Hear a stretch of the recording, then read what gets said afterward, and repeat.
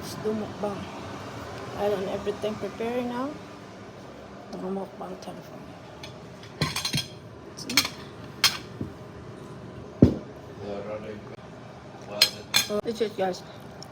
Enjoy the mukbang. Got brown rice here. So sour with calamansi. Or sauce. You can do any sauce you like, you know. I like this one for now. Bon appetit. Itadakimasu. Enjoy food.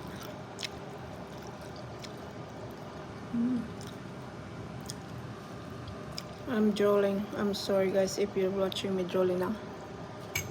Sarap kasi ng lemon eh. Yum yum. Satisfying yung cravings. Trust me. Yum. So you got some saute purple onion as well. Mild and flavor. Oh my god, this yummy. Very crunchy salmon fish skin. You hear that? Crunchy, crunchy. Today I ran out of white rice, so we have to get some white rice. I only eat that maybe once a week. But I got this new stock from Sunrise, quinoa and brown rice. It's good, but it takes forever to cook. You have to steam them like half an hour or so.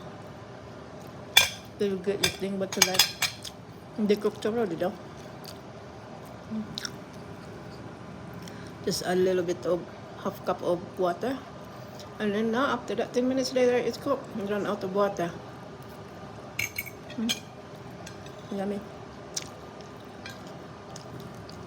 I hope you're eating well too.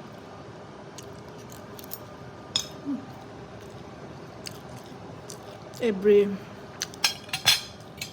it is so good.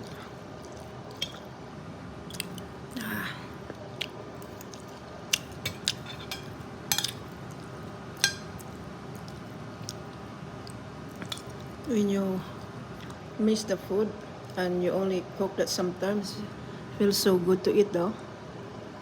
Yum yum.